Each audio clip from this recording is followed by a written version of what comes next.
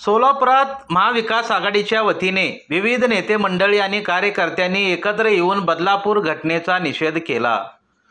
बदलापूर येथील घटना राज्याला कलंकित करणारी तसेच राज्यात कायदा सुव्यवस्थेचा धाक नसल्याचं दाखवून देणारी आहे, असे मत उपस्थित नेत्यांनी व्यक्त करीत आरोपीस फाशीची शिक्षा द्यावी अशी मागणी केली। आज महाविकास आघाडीच्या वतीने बंद हाक देऊन शहरातून मोर्चा काढण्याचे नियोजन केले होते, मात्र उच्च न्यायालयाने महाराष्ट्र बंद विरोधात निर्णय दिल्याने बंद मागे घेऊन निषेध करण्यासाठी नेते मंडळी एकत्रित जमले।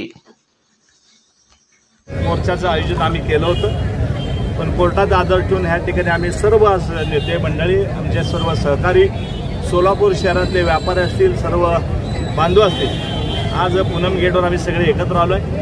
जी घटना घडली ती घटना माणुसकीला काळिंब फासण्याची।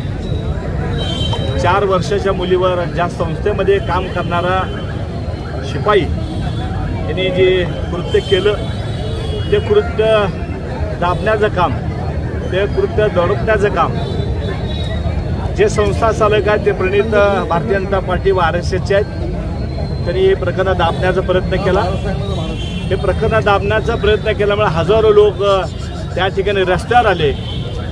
राज्य शासनाने त्या लोकांना बेदम असं मारहाण केली, त्या लोकांना लाठीचार्ज केला आणि त्या लोकांना हुसकावून लावण्याचा प्रयत्न केला। पण हे प्रकरण बघता बघता महाराष्ट्रात झालं, देशभरात झालं। त्या महाराष्ट्राला गालबोट लागण्याचा प्रयत्न 4 वर्षाच्या मुलीवर या ठिकाणी होतोय, त्याचा निषेध सर्व आम्ही रस्त्यावर उतरलोय।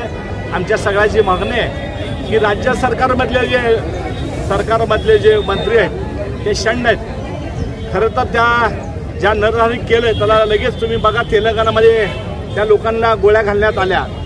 आज मुली सुरक्षित नाहीत, 4 वर्षाच्या मुली शाळेवर आज गेल्यानंतर असा गुन्हा घडतोय, तर महाराष्ट्रामध्ये भीतीदायक वातावरण झालंय। आज आमच्या मुली, आमच्या बहिणी रस्त्यावर जायचं का नाही, कॉलेजला जायचं का नाही, शाळेला सोडायचं का नाही, अशी परिस्थिती ह्या सरकारवर आज कुणाचा विश्वास झाला नाही, म्हणून सर्व पक्ष या ठिकाणी रस्त्यावर उतरले, त्यांच्या या ठिकाणी निषेध व्यक्त करतो।